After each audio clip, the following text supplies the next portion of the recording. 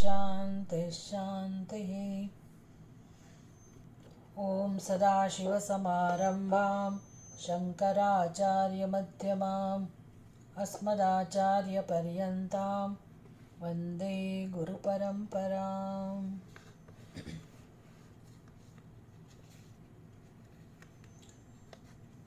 અધ્યાસભાષ્ય પૂરું થયું અને અંતમાં શંકરાચાર્ય સમજાવે છે કે કેવી રીતે અજ્ઞાનને કારણે જીવનમાં અનર્થ સમજાયેલો છે.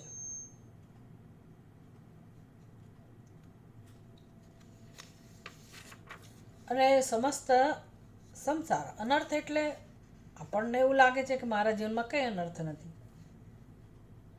અમારા પોતાના ઘર પરિવાર અને અમારા માલ મિલકત, અમારી જીવનની સફળતા, અમે ઠીકઠાક છીએ, કાંઈ ખાધી પીધે સુખી છીએ, ક્યાંય ચિંતા નથી, ક્યાં અનર્થ છે. એટલે આપણને તો એવું લાગે કે જાણે કોઈ મરી ગયું, એક્સિડન્ટ થયો, માંદા પડ્યા કે ચોરી થઈ કે પડ્યા આખડ્યા, એને જ આપણે અનર્થ કહીએ. બાકી બધું કુશળતા આપણે ઈચ્છીએ છીએ જીવનમાં, અને કુશળતા જ છે, ભગવાનની દયા છે અને કુશળ છીએ. એ આપણી વ્યાખ્યા છે સંસારની કે જીવનની. પણ કુશળતા હોય કે અકુશળતા હોય, જે કંઈ છે આપણને જે સારું લાગતું હોય, સફળતા લાગતી હોય, કુશળતા લાગતી હોય, અહીંયા તો બહુ સ્પષ્ટ કહે છે કે નાનામાં નાનો વ્યવહાર જે કંઈ થઈ રહ્યો છે જગતની અંદર, જીવો દ્વારા જે વ્યવહાર થઈ રહ્યો છે, એ સમસ્ત વ્યવહાર, એ લૌકિક વ્યવહાર હોય કે વૈદિક વ્યવહાર હોય, આ સમસ્ત પ્રવૃત્તિ, બધો જ વ્યવહાર અજ્ઞાનમાંથી જન્મેલો છે. અને એ જ અનર્થ છે. તસ્માત અવિદ્યા વિષયાણી એવ પ્રત્યક્ષાદિની પ્રમાણાની શાસ્ત્રાણી ચ 48 પેજ. તસ્માત એટલે ધેરફોર, એટલે જ્યારે અજ્ઞાન છે, અધ્યાસ છે જીવનમાં,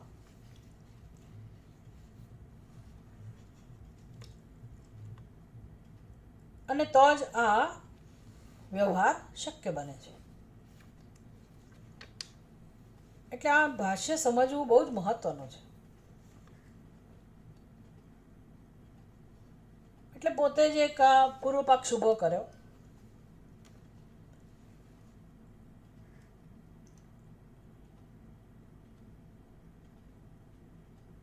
પહેલા સમજાવ્યું કે ઇતરેતર અધ્યાસમ પુરસ્કૃત્ય સર્વે પ્રમાણ પ્રમેય વ્યવહારાઃ. ઇતરેતર અધ્યાસમ પુરસ્કૃત્ય, આ જે અરસપરસ અધ્યાસ થયો છે એને કારણે, એ જ કારણ છે. અધ્યાસ અજ્ઞાનમાંથી જન્મ્યો છે. અને અધ્યાસ એટલે આપણે પહેલાં વિસ્તારથી સમજ્યા કે અધ્યાસ એટલે ભ્રમ. હવે ભ્રમ એટલે જ્યાં કોઈ સત્યતા છે જ નહીં. છીપોલીને ચાંદી માનીને પછી માણસ ગમે તેટલા સ્વપ્ન જુએ કે ભાઈ ચાંદી વેચીને હું આટલા પૈસા કમાઈશ, કે એમાંથી આ મેળવીશ, તે મેળવીશ. એ સપના જે જોવે તો એ ક્યારેય એનામાંથી કોઈ કાર્યમાં સફળતા ના મળે. એટલે જ્યાં ભ્રમ હોય ત્યાં ક્યારેય કોઈ દિવસ તમારી અપેક્ષા પૂરી ના થાય. એમ અત્યારે આપણા જીવનમાં, મનુષ્યના જીવનમાં જે અધ્યાસ છે એને કારણે કર્તૃત્વ છે, ભોક્તૃત્વ છે. જીવત્વ એટલે જ કર્તૃત્વ અને ભોક્તૃત્વ. અહંકાર, કર્તૃત્વ, ભોક્તૃત્વ, એમાંથી આપણી બધી પ્રવૃત્તિઓ જન્મે છે. પ્રવૃત્તિ ભોક્તૃત્વમાંથી જ જન્મે છે. ભોક્તૃત્વ એટલે કંઈક પ્રાપ્ત કરવાની ઈચ્છા. એવું છે ને કે આખું જગત એના મય છે. આખા જગતમાં આ જ નિયમ પ્રવર્તમાન છે. આ જ દ્રશ્ય જોવા મળે છે. આ જ વાસ્તવિકતા જોવા મળે છે. એટલે કોઈને આવો તો કોઈ વિચાર જ ના આવે કે આમાં અનર્થ છે, કે આ ભ્રમ છે, કે આમાં કશુંક અજુગતું કોઈને લાગે જ નહીં. આ જ જીવન છે. એટલે હવે કંઈ સામાન્ય બિચારો મનુષ્ય હોય, હજી કંઈ એને અજ્ઞાનનો પરિચય ના હોય અને એને મુક્ત થવું ના હોય, એના માટે આ ચર્ચા નિરર્થક છે. એ તો બિચારો આંખો ફાડીને જોયા કરે કે આ શું વાત કરો છો, એટલે એને કોઈ રસે ના હોય. પણ આ ચર્ચા તો બ્રહ્મસૂત્ર એટલે કોના માટે છે? જેને હવે પ્રસ્થાનત્રયની પરાકાષ્ઠા, એટલે જેણે જે ખરેખર મુમુક્ષુ બન્યો છે જીવનમાં. એટલે આપણે તો ખાલી એક ટેક્સ્ટ બુક ભણીએ છીએ, દેટ્સ ઇટ. મુમુક્ષુ છીએ કે નહીં એ તો ઈશ્વર જાણે. મુમુક્ષુ કોને કહેવાય એ આપણને હજી બહુ એનો અર્થ ખબર નથી. તો આ યુગની અંદર આ બધું અવેલેબલ છે એટલે આપણે એનો સત્સંગ કરીએ છીએ અને સંતોષ લઈએ છીએ કે અમે બ્રહ્મસૂત્ર કે ઉપનિષદ કે એવું કંઈક અધ્યયન કરીએ છીએ. એટલે અમે જાણે કે અમે બુદ્ધિમાન છીએ,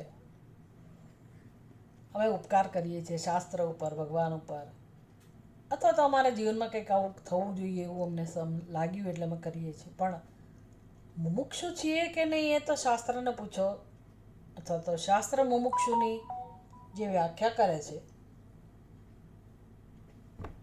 એ આપણે જાણીએ તો આપણને ખ્યાલ આવે કે આપણે મુમુક્ષુ છીએ કે નહીં. તો એવો જે મુમુક્ષુ કોઈક જ હોય, કોઈક જ એવો હોય મુમુક્ષુ કે જેને અદ્વૈતની વાસના જન્મે, એટલે ઈશ્વર સાથેના ઐક્યને સમજવાની ઈચ્છા જન્મે. કોઈક જ હોય જે સંસારથી ઉપર ઉઠેલો હોય, ભરપૂર વૈરાગ્ય હોય અને ઘણો બધો વિવેક જન્મ્યો હોય, વિવેકમાંથી વૈરાગ્ય જન્મ્યો હોય અને પોતાના સ્વરૂપને જાણ્યા વગર જે રહી જ ના શકતો હોય, એટલે તીવ્ર એનામાં એ પ્રકારની જિજ્ઞાસા હોય.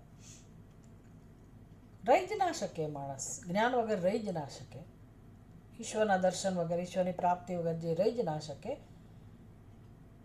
એવો જે હોય કોઈ, તો એને આ બધી ગંભીરતા સમજાય. એની સાથે તમે આ ચર્ચા કરો, કારણ કે એને જાણવું છે, એને જાણવામાં રસ છે. કુતૂહલ વૃત્તિ નથી. જાણવાની કુતૂહલ વૃત્તિ હોય, સંસારમાં ઘણી બધી વસ્તુઓ જાણવાની આપણને કુતૂહલ વૃત્તિ હોય, એટલે લોકો વિડીયો એક પછી એક જોયા કરે કે આ પછી શું થયું, પછી શું થયું. તો એવી ક્યુરિયોસિટી તો દરેકમાં હોય. એ કુતૂહલ વૃત્તિનું નામ જિજ્ઞાસા નથી. જિજ્ઞાસા એટલે ઘણા બધા શ્રવણ પછી અંદર નિશ્ચય જન્મ્યો કે હા, ઈશ્વર અથવા તો સત્ય જાણવાનો વિષય છે, અને જ્ઞાનની પીપાસા જન્મે કે આપણે પરમાત્માના સ્વરૂપને જાણવું છે. એટલે જાણવા માટે પછી એ પોતાનું જીવન સમર્પિત કરે. એનું નામ મુમુક્ષુ હોય, એનું નામ જિજ્ઞાસુ હોય. એટલે આપણે એમાંનું કશું કરી શકતા નથી, પણ ગંભીરતા તો આપણી અંદર આવવી જોઈએ કે આ કયા સ્તરની ચર્ચા થઈ રહી છે, કેટલી સૂક્ષ્મતા છે અહીંયા. એટલે સમસ્ત વ્યવહારને આ લોકો અજ્ઞાનના ક્ષેત્રમાં લઈ જાય છે. તો કે હા, સમસ્ત વ્યવહાર તે આંચકો લાગવો જોઈએ આપણને, કે તો પછી કેમ આપણે છોડતા નથી કશું. એટલે આપણને ભ્રમનું સ્વરૂપ નથી સમજાયું, આમાં શ્રદ્ધા નથી જન્મતી, આપણા જ્ઞાનનો આપણે સ્વીકાર નથી કરી શકતા, અને દુનિયા ક્યાં આવું કરે છે, તો મારે ક્યાં કરવાની જરૂર છે. અથવા તો અત્યારે તો અમે આ સ્થિતિમાં છીએ ને, એટલે અમારાથી બીજું શું, બીજું કંઈ જ ના થઈ શકે, એવી આપણી સમજ છે કે અમારે તો અત્યારે આને જ પ્રાયોરિટી આપવી પડે છે. એટલે જાણે એમને ખબર હોય કે હજી પોતે ઘણું જીવવાના છે અને કાલની બધી ખબર છે એને, અને તો પછી હું તો ઈશ્વરને ન જાણું તો ચાલે, મારું અજ્ઞાન દૂર ના કરું તો ચાલે, એ બધું શું લૂંટાઈ જવાનું છે, શું સત્સંગ કર્યા વગર કે ચિંતન કર્યા વગર કંઈ ગુમાવવાનું નથી. તો ઠીક હવે. એટલે આ ભ્રમ છે એ સમજવું, જો ખરેખર સમજાય તો એ માણસની અંદર તદ્દન પરિવર્તન આવે કે ભ્રમને દૂર કર્યા સિવાય હવે જીવનમાં કંઈ કરવાનું નથી, હવે એનો નિશ્ચય બને. અને કમસે કમ આની સૂક્ષ્મતા, આ ભાષ્યની સૂક્ષ્મતા અને સમજવા માટે પોતાની બુદ્ધિને તૈયાર કરે. એટલે એને આપણે પહેલાં તો વસ્તુને સમજીએ, પછી એનો સ્વીકાર કરીએ, પછી આપણે જાગીએ, અને પછી એના માટે આપણે કટિબદ્ધ થઈએ. આમ કેટલું બધું જીવનમાં આગળ વધવાનું છે, કેટલું બધું કરવાનું છે. એટલે આપણે બહુ જ લાઇટલી લઈએ છીએ, કારણ કે આ તો હવે એમાં શું, સમજાયું તો ઠીક છે, ના સમજાયું તો કંઈ નહીં, હરી હરી કે ગુમાવવાનું તો છે નહીં. પણ જે જન્મમાં આ વસ્તુ સમજાશે ત્યારે જ ઠેકાણું પડશે, એટલું તો સમજી જ લેવાનું. ત્યાં સુધી ખત્તા ખાવાના છે, મૂર્ખતા ભરેલું જીવન જીવીએ છીએ અને દુઃખી થઈએ છીએ, અને આ જ ચાલુ રહેવાનું, આ જ ચાલુ રહેવાનું. ફરી મનુષ્યનો જન્મ મળે તો ઠીક છે, નહીંતર તો 84 લાખ યોનિમાં ભટકવાનું. એટલે જેટલો જલ્દી કંઈક વિવેક જન્મે એ ઈચ્છનીય છે. બ્રહ્મસૂત્રનું અધ્યયન કરવું હોય તો આપણી અંદર કંઈક એવી પરિપક્વતા હોય કે ગંભીરતા હોય, કારણ કે માત્ર બુદ્ધિના સ્તરની વાતો નથી, ખાલી કશુંક જાણી લીધું. અહીંયા મારા જીવનમાં આ મૂલ પરિવર્તન આવે અને આપણે કંઈક તત્પર થઈએ જ્ઞાન માટે,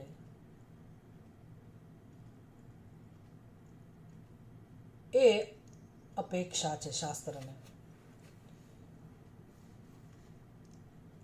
તત્ર એવં સતી યત્ર યદ્ અધ્યાસ તત્કૃતેન દોષેણ ગુણેન. ચાલો, એ તો બધી વાત થઈ ગઈ. પુરસ્કૃત્ય, અધ્યાસમ પુરસ્કૃત્ય સર્વે વ્યવહારા. સર્વે વ્યવહારા એટલે કેટલો વિસ્તારથી સમજાયો. સર્વે, સર્વે એટલે સર્વે, પછી એ લૌકિક હોય કે વૈદિક હોય,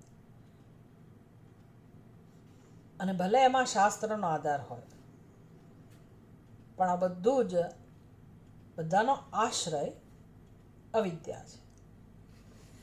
તો કહે છે કે આવા અવિદ્યા જેનો આશ્રય છે,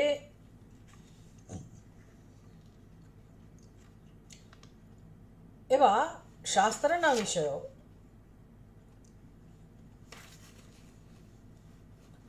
અથવા તો અવિદ્યા જેનો આશ્રય છે વિષયો,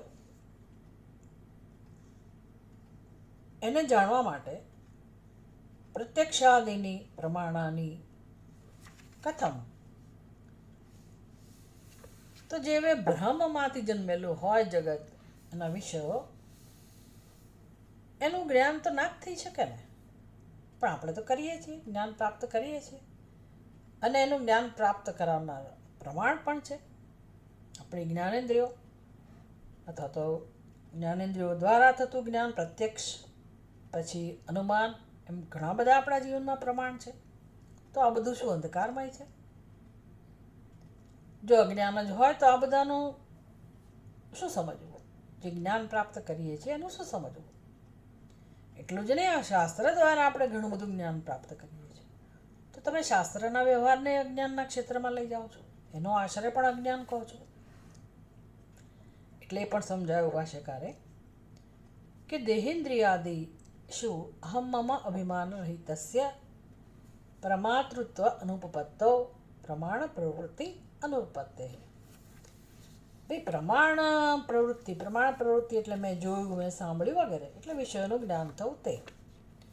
આ પ્રમાણ પ્રવૃત્તિ એટલે કે જોવાનું કાર્ય, સાંભળવાનું કાર્ય, કે ભાઈ અધ્યયનનું કાર્ય, આ કોઈ પણ પ્રવૃત્તિ જે થાય છે એ કોના દ્વારા થાય છે? પ્રમાતૃ દ્વારા. પ્રમાતા એટલે જે જાણનારો છે એના દ્વારા. પણ પ્રમાતૃત્વ ક્યારે શક્ય બને છે? જ્યારે દેહ ઇન્દ્રિયમાં અભિમાન હોય ત્યારે. અહમ પ્રમાતા, આવો જ્યાં સુધી ખ્યાલ ના જન્મે ત્યાં સુધી હું પ્રમાણનો ઉપયોગ કરનારી પણ ના કહેવાઉં. પ્રમાતાની ગેરહાજરીમાં આ પ્રમાણ છે એનો ઉપયોગ કરનાર પણ કોઈ ના હોય, અને તો એવી પ્રવૃત્તિ પણ શક્ય નથી. એટલે આવો વ્યવહાર જે જગતમાં જે છે એ શક્ય ના હોય.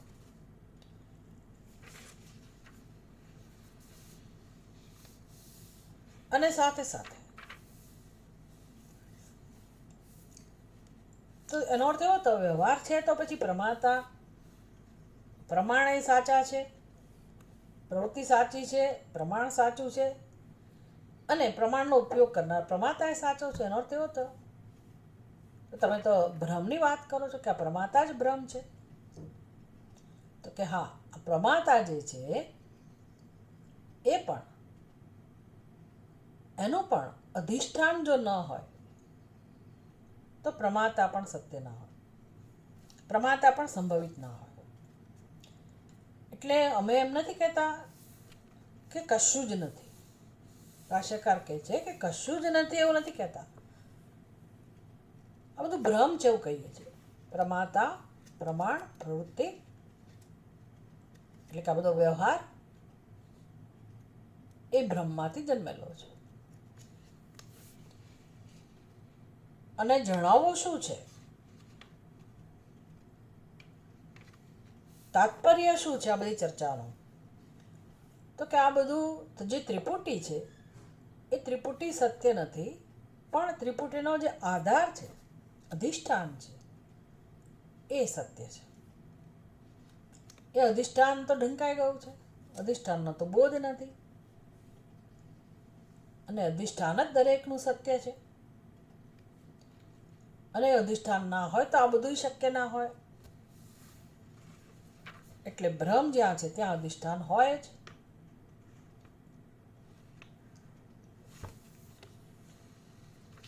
એટલે કહે છે કે ન ચ અધિષ્ઠાનમ અંતરેણ ઇન્દ્રિયાણમ વ્યવહાર સંભવતી. એટલે બધો વ્યવહાર છે કરો, પણ વ્યવહાર છે એટલે સત્ય નથી. વ્યવહાર ક્યારે શક્ય બન્યો? અધિષ્ઠાન છે ત્યારે. એટલે અધિષ્ઠાન સત્ય છે અને માટે વ્યવહાર સત્ય છે એવું નથી સમજાવી રહ્યા. ભાઈ આ બધો વ્યવહાર અજ્ઞાનના ક્ષેત્રમાં છે,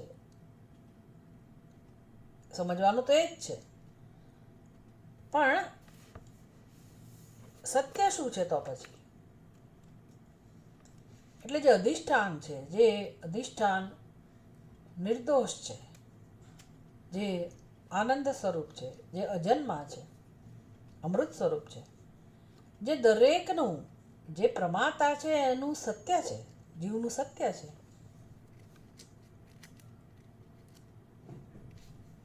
જે અજન્મા છે, અને જેને જાણવાની એકમાત્ર જરૂર છે.